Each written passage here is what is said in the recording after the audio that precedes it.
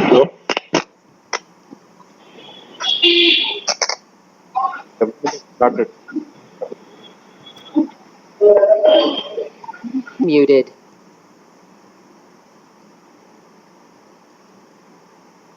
Okay. In the last class, we've seen about what SAP HANA is here.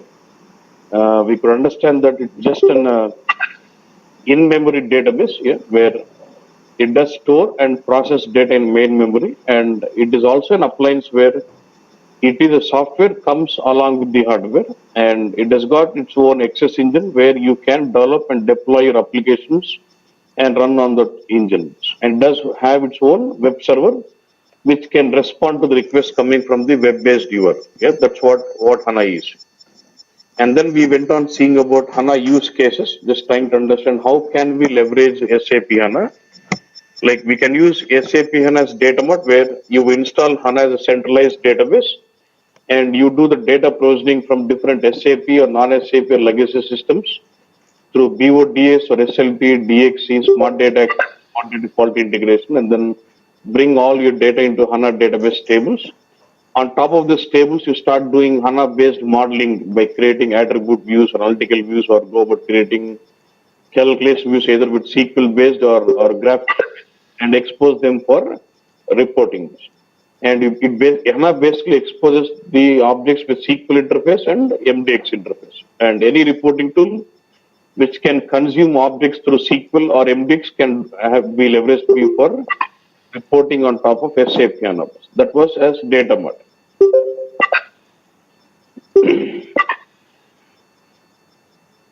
Unmuted.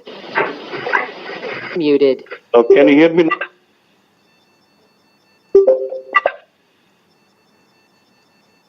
Can you hear me? Yeah?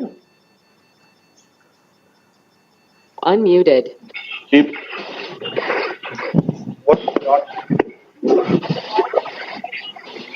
I know. No? Can you hear me now? Muted.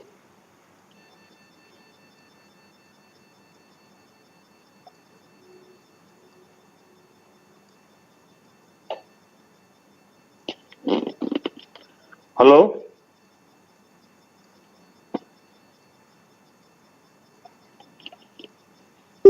Okay.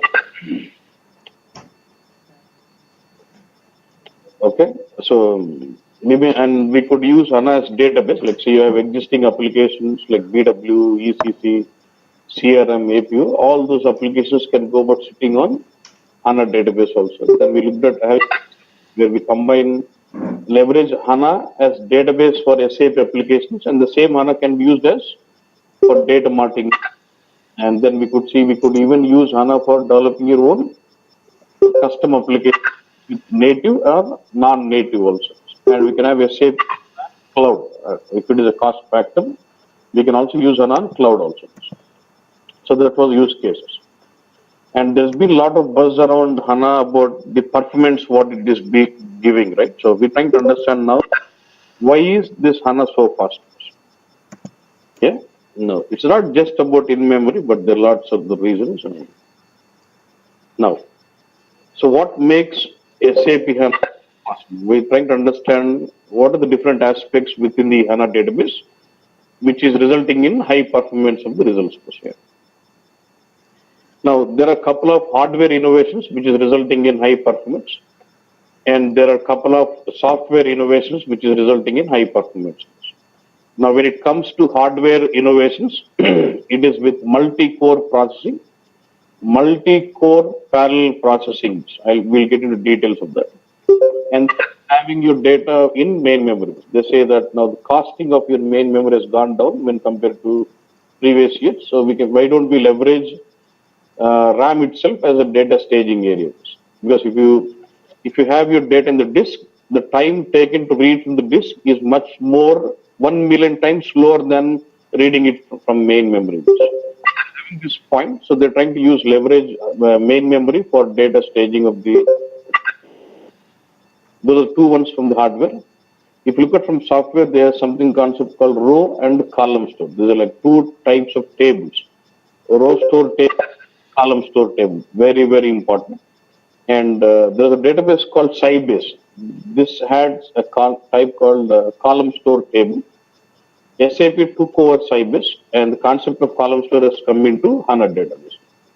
And column store has really changed the way how the data has been staged and the performance on the reading on the table also. Very, very important. Then compression. SAP HANA does use a lot of compression techniques where you store huge data with less space. So it has been proved in the labs or with other implementations that if your footprint is 100 GB, let's say in Oracle, it is consuming 100 GB of data, and if you bring the same, if you lift and shift your data to HANA, it is going to consume 20 GB.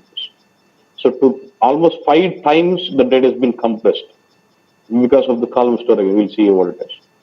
Then partitioning of data onto multiple nodes. Okay.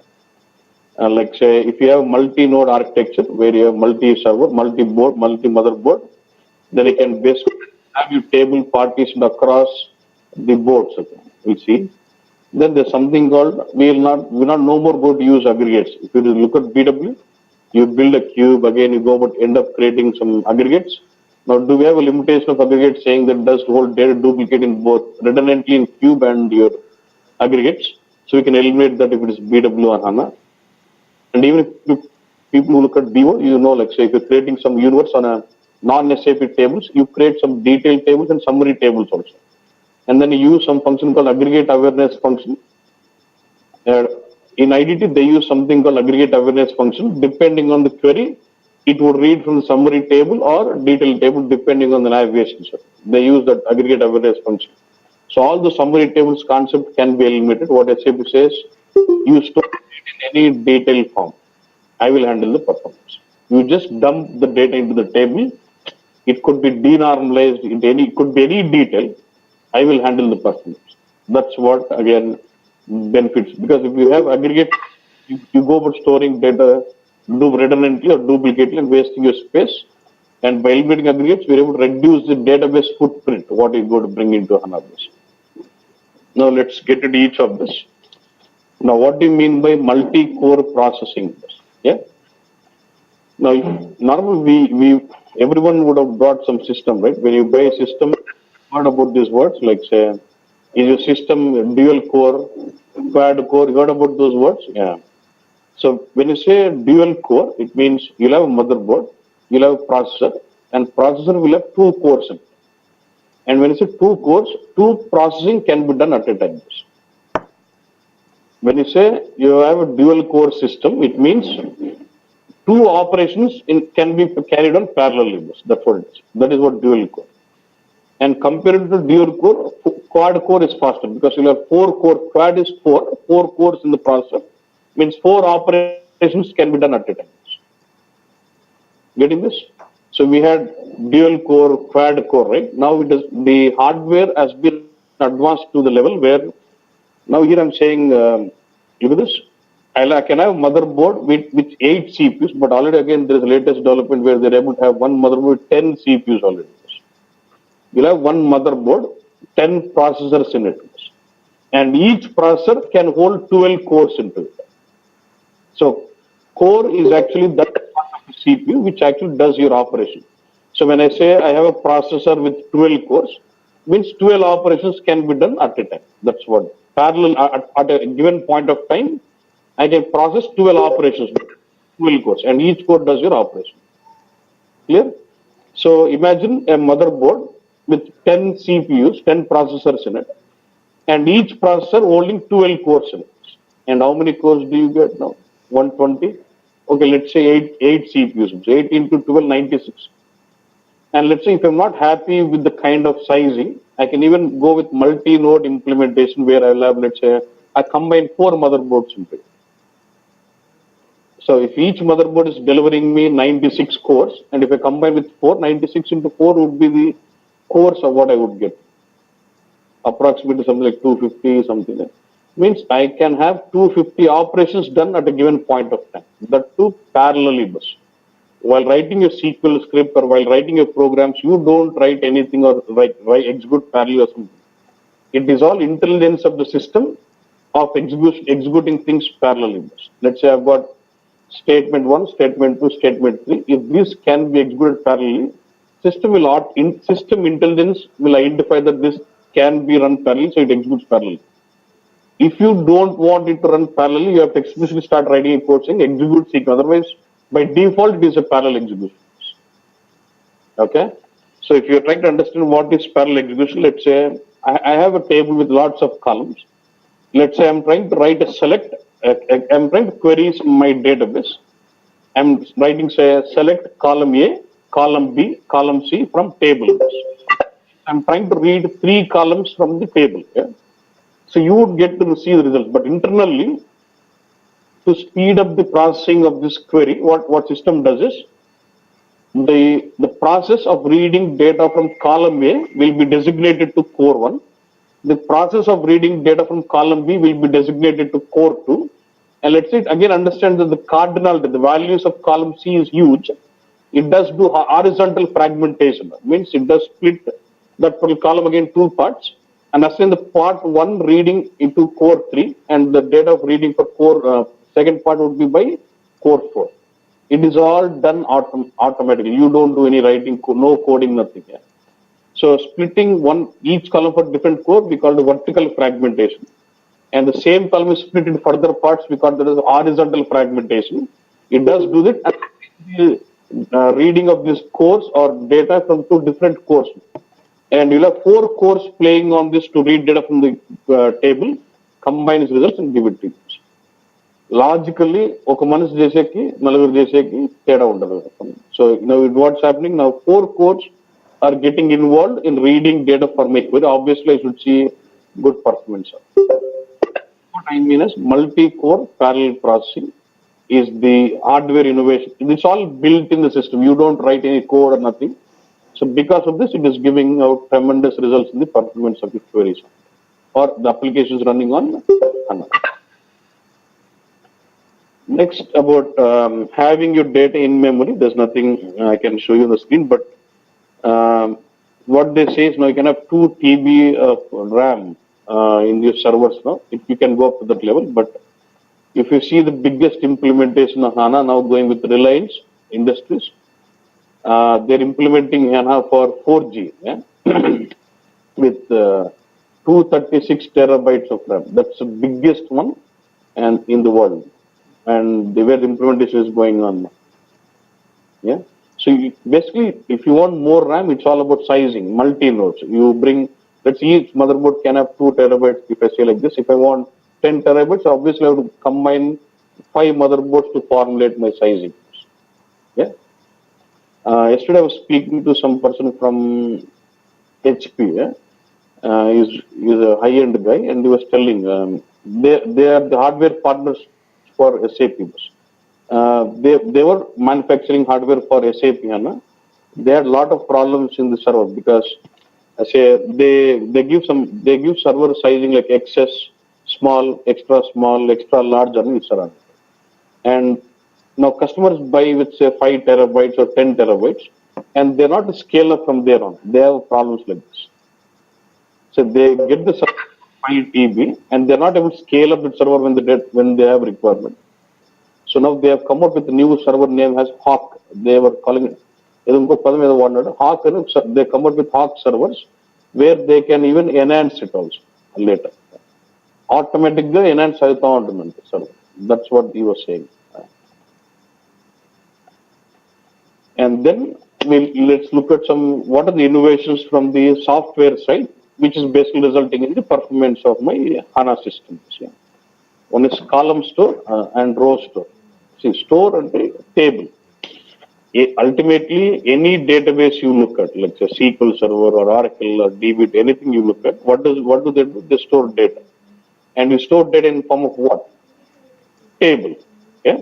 And till now, what are the table we've been referred with RDBMS database like Oracle or SQL or MS Access? It was all row store tables. Yeah. But in SAP HANA, you do have row store tables and column store tables also. Now, what do you mean by row store table and what do you mean by column store table, and what are the advantages and limitations of each of this? That's what we'll have to analyze. Okay. See, whether it is row store or column, when you try to see the content of the table, it is always shown you like this. You always get the columns and the rows. The system is not bothered about whether it's stored as row or column. But when I try to say, show me data of this table, you obviously get to see like a matrix. But does it store like a matrix in the backend? In memory, does it store like a matrix? No, right? It does store in a different mechanism. But when you read it, obviously it does formulate the address memories and then collects it and then shows you like a matrix for it. Yeah? Yeah. Now you get to see table like this, but in the internal mechanism, how does it get stored is different.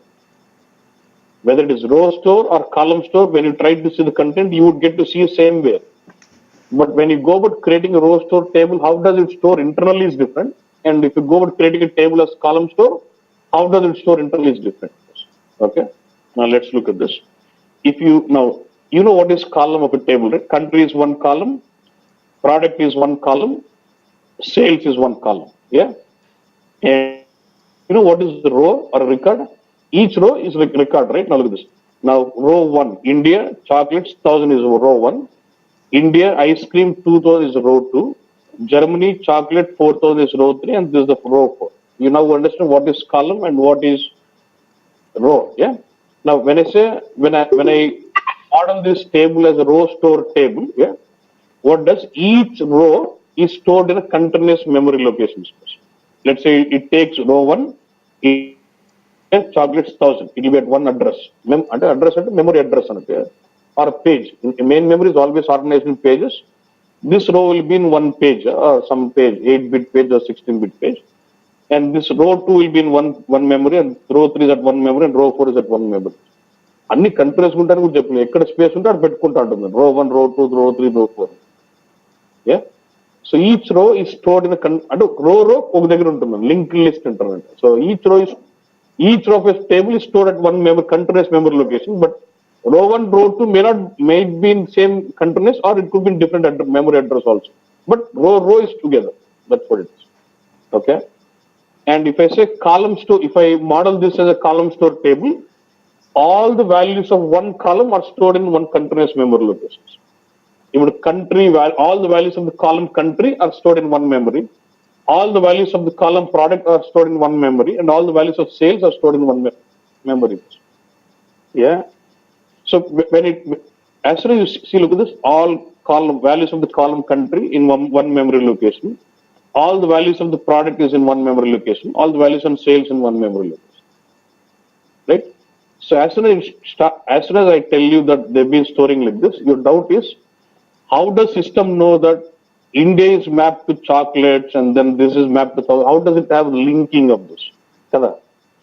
ఒక్కొక్క కాలం ఓ దగ్గర పెట్టినప్పుడు ఈ కాలంలో ఏ value ఆ కాలంలో ఏ వాల్యూకి link అయింది అని doubt కదా. Next, in case of column store, when it does store the values of each column in a continuous memory location, the next point is we need to understand how does it recognize which value of this column is mapped to which value of the other columns. So it does use something called positioning indexing, through which it can recognize which value of this column is referred to which value of the other column memory location. It does use something called positioning indexing. Okay. So if it is column store, it does store memory in this format. If it is row store, it stores memory in this format. Do you understand what is row store? What is column store? Now we'll have to analyze these tables, which is better for us. So would I prefer row store or would I prefer column store? Now tell me which one would you prefer?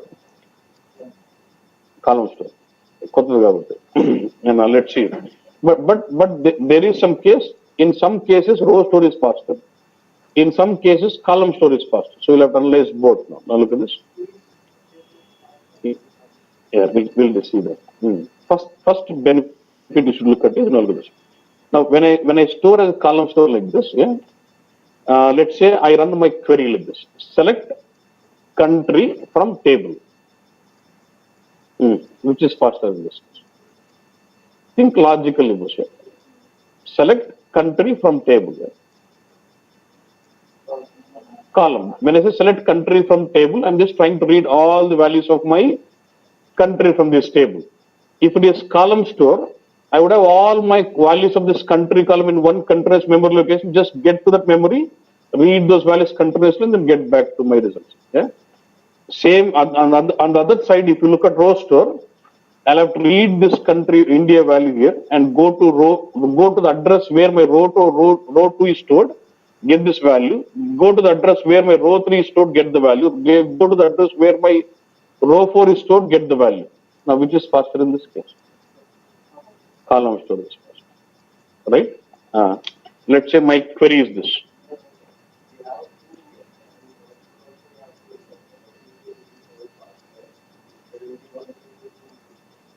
Why? But let me finish this topic, then you'll understand. Done. See, logically, if you think all my column values are at one place, you're trying to go there and get things right. If it is row store, you're trying to go to different addresses, get the values, and then show you results. So that will be slow when compared to that. So my next is like this. Select star from this table where my country is Germany or where my country is US. I'm saying select star from this table where my country is US. Row store is faster because in this case I'm trying to read entire record where my country is US. Now if you look at column store, I need to get the country from one memory, go to different memory, get the product as nodal, and again I need to get to another memory location, get the value as what? 500, then give it. But if I use row store in this case, obviously straight away if you go to address where my row 4 is stored, I can just get all the values are stored in that memory, get that record and show you this. So until logically when you're trying to read certain columns of a table, column store is faster. But when I'm trying to read the entire column values, say star, row store would be faster. Is it logical, right? Yeah. Clear? But the question is, okay, Israel is faster. Next, let's say you have a column store table. Let's say you have some table and you would like to use it for reporting. Let's say there are 200 columns and you give this 200 columns model for an end user for reporting. It's an angel, for example, you can drag and drop and see the output. Will you drag 200 columns? 200 columns region wise net sales, region, company code, cost center, what is it you're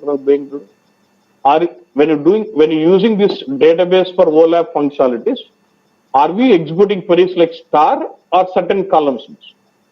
Certain columns. So which one would I prefer? Column store. So when you're using more for analytics, OLAP analytics, I would always prefer all my application tables as column store table. Clear this? That's one benefit. And one more benefit, you look at this. Now, do I show you here as India, Germany, US first? Now what it does not store duplicates like this. For you to understand those are being stored, it will basically store only distinct values. Ante India, Germany, US ante only India, Germany, US పెట్టుకుంటుంది. And this India will be mapped to 2 columns in this, chocolate and ice cream. But in that column address, it does store India only once only, not the duplicate. So with that, will it reduce the space? Are you reducing the space to store the table? Imagine I have a table with 1 million records. Imagine I've got a table with 1 lakh records. and I've got a column called region. And the cardinality of this region is only 4: north, south, east, west. If I look at this column, I will have 10 lakh values, okay, 1 million values. Okay, but ultimately, if I see distinct values, there are only 4. So in case of column store, if I look at the memory size required to store that column region, is only 4 cells. But if I end up storing the same table with row store, will I end up storing 10 lakh cells for the same region? Is it a benefit to us? E concept, but what is now we started saying, even though table is denormalized, I don't mind. Since previously we used to have a table as row based, we are more focused on normalized tables, denormalized tables, because if it is denormalized where you have redundant data, it is occupying a lot of space. But if it is column store, each column is stored in one memory location with distinct values. 10 actual region 10 lakh cells ఉన్నాయి కానీ అంత distinct duplicate పీకేస్తే 4 మిగులుతాయి ఆ 4 store చేసుకోవచ్చు so is it doing a lot of compression of database? So because of this again it does use a lot of compression techniques and reduce the database footprint into HANA bus. వేరే database నుంచి data ఎత్తుకుని ఈ database పెడితే when you do a lift and shift of the data from different database to HANA, it is shrinking the database because of this again, one of the point why the data has been, the footprint size has been shrink down. Clear on this? Yeah. That is one. Now, next question is, let's say, imagine you heard about table BSEG, FI table, it's a huge table, right? So normally when you try to run a select statement onto that, without having where clause on the primary key field, have you any time observed the performance of it? Is it bad? Yeah. So when you try to run a select statement on a BSEG, which is a huge table, having where clause or a non-key column, as a non-key, because if you use key column in the where clause, obviously it does use primary index, it is fast. But if you're having a where clause or a non-primary key column of a table, the query is slow because there are no indexes on it. Then what do you do to solve this problem? Again, you go about building second index on the. If you still want to have that query, you will eliminate it. But if you still want it, if you want to improve the performance, you will build a second index on that particular column and improve the performance of the select. That's what you do, right? Now, what SAP says here is, in case of a column store table, each column values are stored in one memory location with duplicates being removed. So each column itself will act as an index on the table. Each column itself is like an index. Now you try to, without having second index, you try to have a select on where clause on any of the column, whether it is primary key or non-key column, anything, you would see equivalent performance. Why? Because even though it is non-key column, it is a column, right? And all the column values are stored in one memory location with distinct values pointing out to all the rows. So is it like an index? So each column itself will act like an index. You getting this now? That's why the performance on these tables is really huge. So store చేసే size తక్కువ, performance భారీగా. కానీ when you try to read star, it may not work out. But generally for OLAP functionalities, we don't do star many times. Yeah. So what SAP suggests, if you're using column store, even if you have 100 columns, if you need 90 columns, please list out those 90. Only then you would see good performance. 100 కి 90 తేడా ఏముందన్న star పెడితే 10 కోసం ఎత్తిపోద్దాను. So even though it is 90, still list out those 90 columns in the select. That makes it good. That's the way you write about queries. Select star is always bad on the column store table. Did you understand about, okay? This is about reading. So column store is fine when you're trying to read certain columns. Next, I would like to discuss on writing. Now, when you say table, do you also write data back into the table? You read, apart from reading, you also write back data into the tables. You insert new record or you modify record. Now tell me, straight for my question. I have a table and I'm trying to create a new record into this table, which is fast. Roster. How did you say roster? No. It need not search anything. I'm just creating new record into the table. So what happens? A record this way local pettukolla. In column store, it needs to go to different memory locations and insert the value. So I insert one record saying Nepal, something like say chocolates, and say 600. It has to go to the address where my country is, then insert Nepal, then go to the address where my product column is and insert some chocolate, go to the address where my sales is and insert 600. వేరే వేరే memory location ఒక్కొక్క value పెట్టుకుంటూ రావాలి కదా. అదే రో store అనుకో, takes రో, finds memory which is free, goes and inserts that row.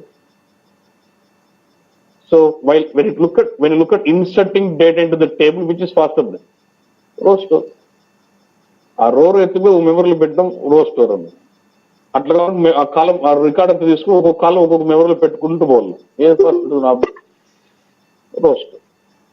So while reading, column store is good. While writing, we saying row store is better.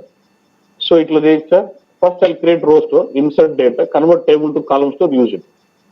కదా అట్లా ఈ రెండు మాట్లాడుకున్నప్పుడైతే ఆ థాట్ ఉంటుంది మనకి ఏంటి, first I create row store, insert data, then I convert to column store, then use it for report. మళ్ళీ data పెట్టాలంటే మళ్ళీ రో స్టోర్, మళ్ళీ డేటా పెట్టి మళ్ళీ వర్కౌట్ కాదు కదా. So what SAP is done is, so even SAP understood that writing data back to column store table is slow. So what they've done is they've come out with some internal mechanism of column store like this to handle the writing performance on column store. So there is some back-end mechanism of column store like this today. It's not straight away like table, because the depth wealth it will. When you create a column store table, internally it does create two different memory locations. One is called as main, one is called as delta. Inka main inka logic ga artham kavalante understand as if like two tables in the backend. When you create a column store table, internally it does create two memory locations, or understand like two tables in the backend. One is called as main table, or one is called as delta table. Okay, and look at this. And then what happens? The main table is optimized for reading, and the main table is optimized for writing. And when it's optimized, so main table is more of a column store specific, optimized for reading. Delta table is more of row store combination, which is optimized for writing. And whenever I write a data into the column store table, we basically inserting into delta storage. Okay. And when you're reading, it does read from main table and delta table. Okay. At regular intervals, do I need to push the data back from delta table to main table?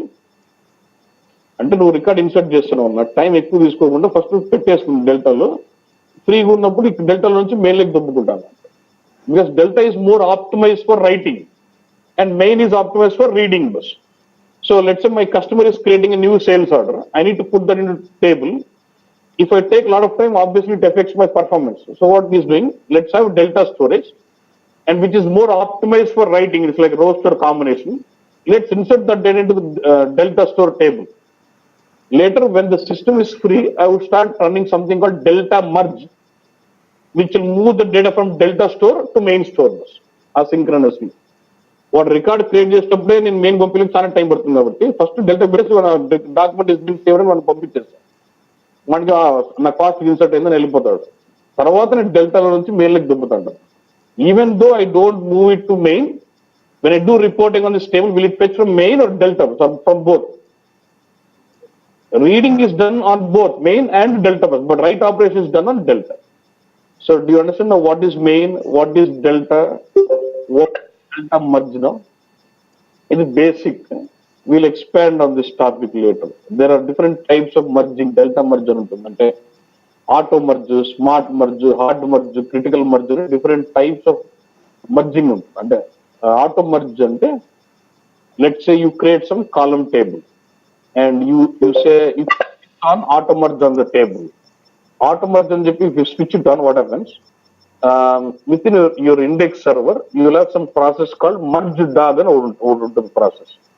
Okay, and merge dog will have some delta merge decision functionality formula out ఉంటుంది. ఎట్లుంటుందంటే we would have specified when my delta store size is 2 GB అని ఒక ఏదో conditions ఇచ్చింటాం.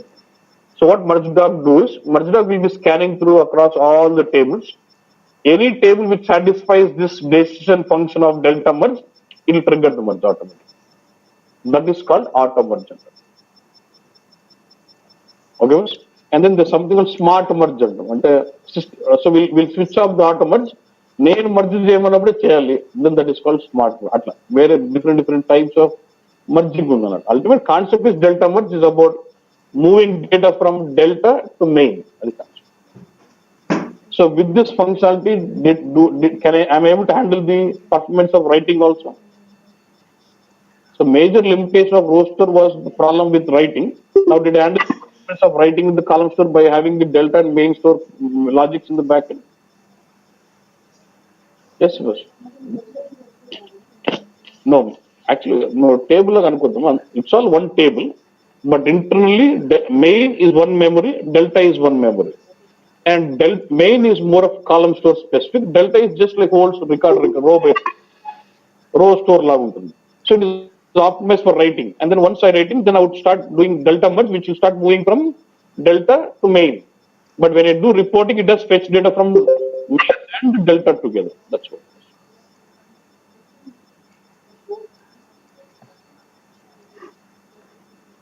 You mean to say when there is data in delta, the reading would be slow.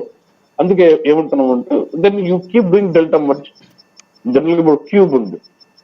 What happens when you load data, after compression will the query be faster?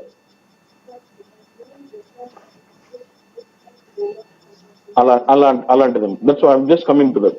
So if you do loading into cube, only when you do roll up, the performance is faster. You have to do roll up. Same way, every time I load into cube, I'll trigger merging, delta merge.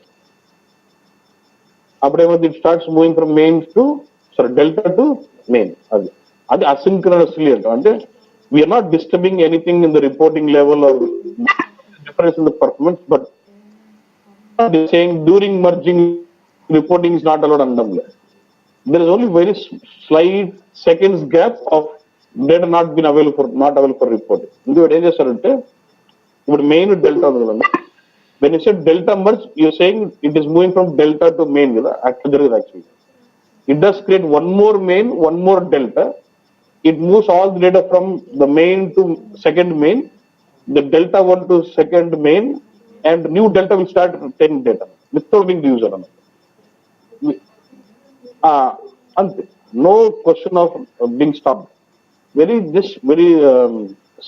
small timing of downtime where it is just moving out data from another set of tables. కొత్త main కొత్త data create చేసుకుంటూ పోతుంటున్నాను. We'll explore more on that. But for now, column store will have main table, delta table. Delta is optimized for writing. And when you do reading, it does read from main and delta. And the process of moving data from delta to main, we call it as delta merge. Yeah. And the next concept of improving performance of your applications running on HANA is like push down.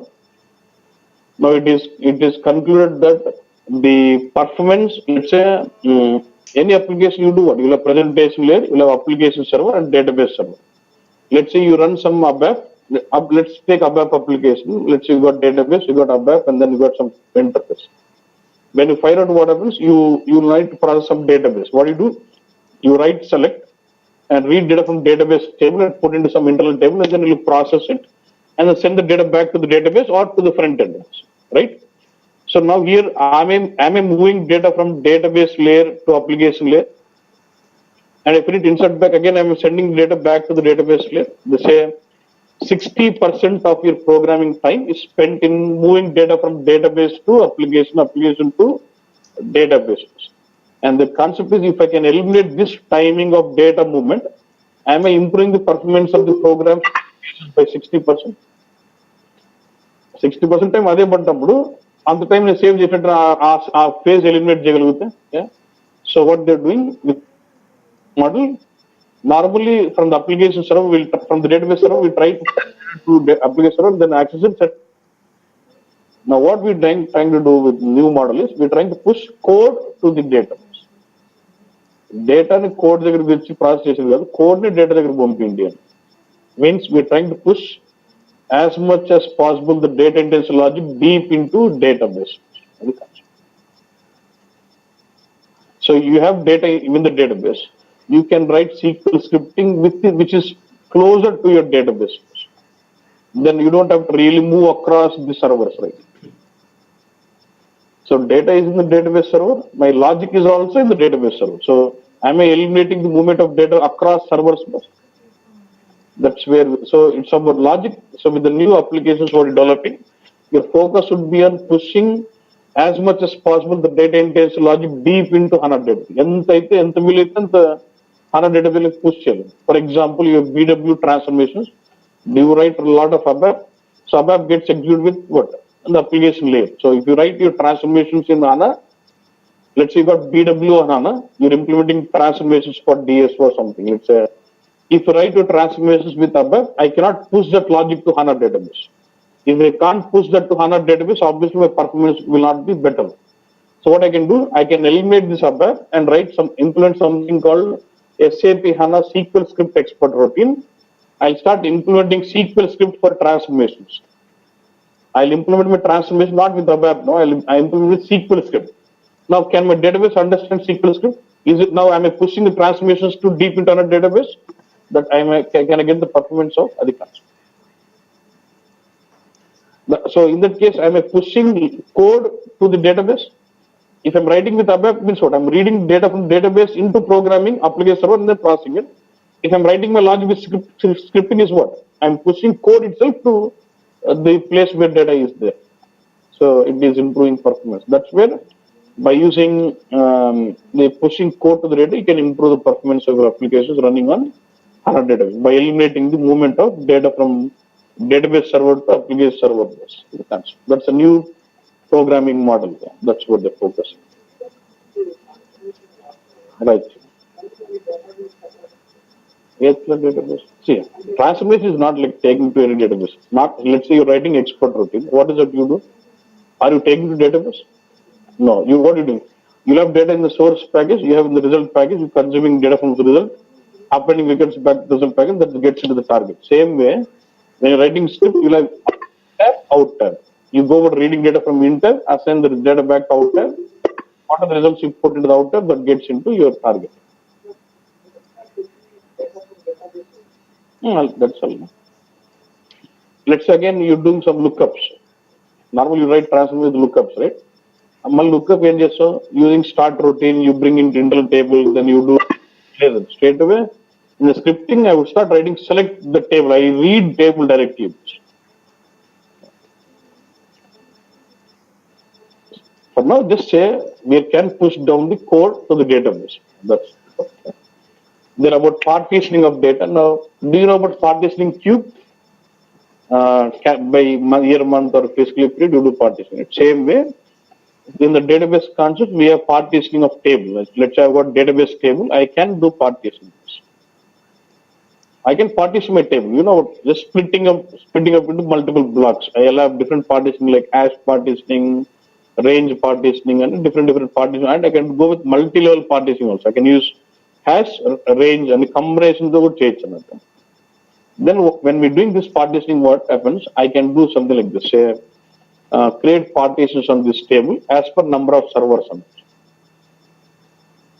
Next, there will be something main component index server which actually handles your database. In a multi-node architecture, you'll have multiple index servers. And then 4-5 ఇన్స్టెన్స్లు కలిపి ఒక server లాగా పెట్టినాను పెద్ద హ్యూజ్ది 4 index సర్వర్లు ఉంటాయి. అప్పుడు నాకేం కావాలంటే I want partition this table it's into how many blocks అంటే ఎన్ని ఇండెక్స్ సర్వర్లు ఉంటే అన్ని కావాలంట. I can say create partitions so and so as per server number అంటే నంబర్ ఆఫ్ సర్వర్స్ ఎన్ని ఉంటే అన్ని పార్టీషన్స్ క్రియేట్ అయిపోతాయి. క్రియేట్ అయ్యి ఒక్కొక్క పార్టీషన్ ఒక్కొక్క సర్వర్లోకి వెళ్తుంది. And I can also alter the partition by movement. అంటే ఇప్పుడు ఇది వద్దు, ఈ పార్టీషన్ ఈ సర్వర్ నుంచి ఈ సర్వర్లోకి మూవ్ చేయని కూడా చెప్పొచ్చు. I can control it explicitly like that in a multi node concept. So with that what I'm doing is I'm basically splitting the partitioning method across multi node. Multi node అంటే నువ్వు ఒకే instance అనుకున్నా ఒక HANA server అనమాట.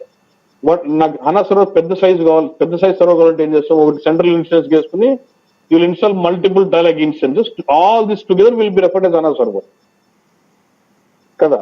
In that case is it multi node bus అంటే multiple mother boards కలిపి ఒక server అన్నట్టు, ఒక్కొక్క నోడ్ అన్నట్టు. And from each node you will have 1 index server. అంటే అప్పుడు నాకు 5 ఉన్నాయి, 5 ఇండెక్స్ సర్వర్లు ఉంటాయి. Now, I want to partition my table such a way that one part of data should be in index server 1, One part of data is an index server 2, one part of data is an index server 3, 4, and 5. And when I run my query, I can parallelly read from different partitions or different. This is like load balancing. Instead of having pressure on one particular partition or one particular index server, I'll split my data across all the 5 index servers. And when I'm firing out a query, I go about reading data from all the 5 index servers. Am I putting load commonly across all the servers?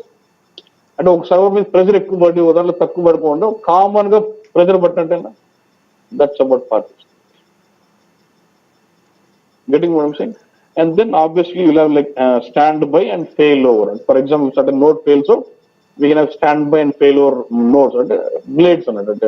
Like you can understand like blade servers where standby failover ఉంటాయి. If something fails out, immediately other node takes care of that. That's the concept. Okay, boss. So next, we're getting to. Okay. We see HANA architecture tomorrow, but now this.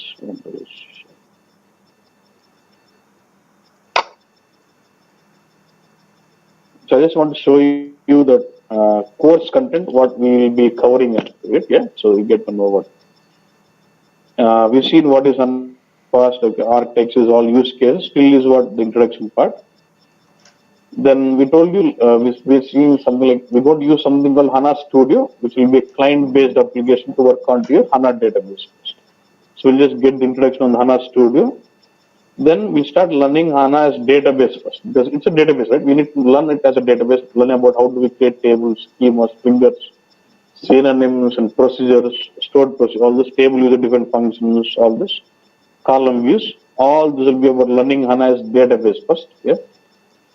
Then we get into basic SQL, structured query language. Yeah. Then by using SQL, the enhancement of SQL will be SQL script. And by leveraging SQL script, I would teach about stored procedures. How do we write SQL script based stored procedures and how do we debug them? And I go with almost 50 to 60 examples on it. Like, yeah. Then that's about learning HANA as database, yeah, with SQL and all the database artifacts.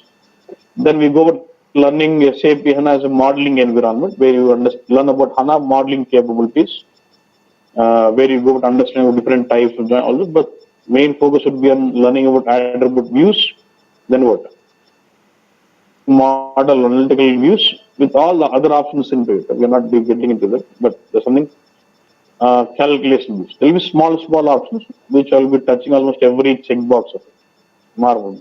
We do little dip at the same way. These are all small options. I'm not touching them now. Now, next, what is next? We get into something called analytical privileges. It is more or less like your analysis operations in BW. How do you control data level security or data level operations? Yeah. Where you can go making it fixed static, or you can also make it dynamic by using stored procedures. Yeah. And then we'll get into something called decision tables. Normally, let's say I have a table, I have a record. If I need to update the record, I use update statement. In SQL, I use update statement and update the record. Same way, I can also write an update statements. Instead of writing update statements, I can also leverage decision tables for updating data into tables. Or I can also use it for performing what-if analysis. For example, I see my revenues with some price. I just want to see if I increment my price by 10%, what could be my revenues? అట్లా what if analysis compare చేయాలి అంటే I can still leverage decision table. So all these 5 aspects with attribute view, analytical view, calculation view, decision table, and privileges, we cover it as modeling environment. Then we get on to performance tuning and debugging of those. How do I debug those views? How do we tune those views? About understanding about engines like join engine, roll-up engine, calculation engine, different kind of operations. With visualizing plan and explain plan, we get into that. Then we deal with something called text analysis. How do you process unstructured data? That's important, but still we can spend some time on it. How do we process unstructured data? For example, I get some reviews on a product and I would like to do some sentiment analysis on top of it. I get still leverage. So you'll have different kind of configurations. You can go over creating your custom dictionaries, yeah, and then to get that done. And then we deal with something called full text indexes here, which does create your text analysis. Basically, you have review, right? It takes a big string and splits into tokens and then gives you analysis on it. Yeah. And then we get on to reporting. See, I'm not teaching you on BO, yeah. I'm just focusing more on Design Studio. And the other part, what I'll do, I'll just show you how do we expose those. So I've got HANA models. How are these exposed to all the BO reporting, like OLAP analysis or for IDT or WebD or say Limura or Design Studio? How are these exposed? But Design Studio will spend some time on it. That's a new tool here. And then we get into data provisioning with using BODs. BODs are not teaching you complete BODs. Basically, I'll just spend around say, 3 to 4 hours on BODs, just showing you how BODs can be leveraged for getting data into HANA. And I'll also focus on how do we integrate BODs to BW as a source system. We can also integrate BODs to BW. So I'll focus on that. And then SLT, we'll get into in-depth of SLT.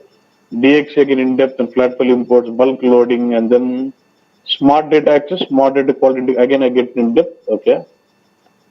And this is about transporting HANA objects. I'll just show you how do we transport HANA objects with BW powered by HANA, with normal HANA, how do we transport. Then we get into learning about SAP HANA native development. How do I develop?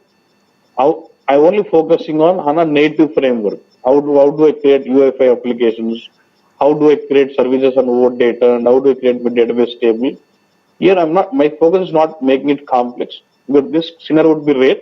But I just want you to be familiar on. See, any application you do, obviously read from database or you insert data into the table. So I'll just show you, demonstrate how do we create some HANA native applications which can read from database and project on the browser. And when I do some changes on the browser, how does it get saved into your database? ఆ రెండు logical పట్టుకుని నువ్వు ఎలాంటి application future నీకే time bad అయ్యి అలాంటి జాబే నీకు వచ్చింది అనుకున్నా ఆ నాలెడ్జ్తో నువ్వు ఎట్లా ఎక్స్పాండ్ చేసుకోవచ్చు. That's basic I would give you. And then we get on to BW powered by HANA, where you learn about HANA optimized queues, HANA optimized DSO. Now, no more HANA optimized DSO. If you have HANA optimized DSO, you'll reconvert it back to normal DSO. And then transit provider.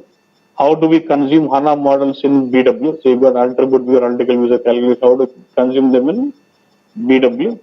And if I've got BW objects like DSO, cube, or master data, how do I consume in BW? How can I import them as HANA models into BW? Then we have new source system connections with ODP, ODP ECC, ODP SLT.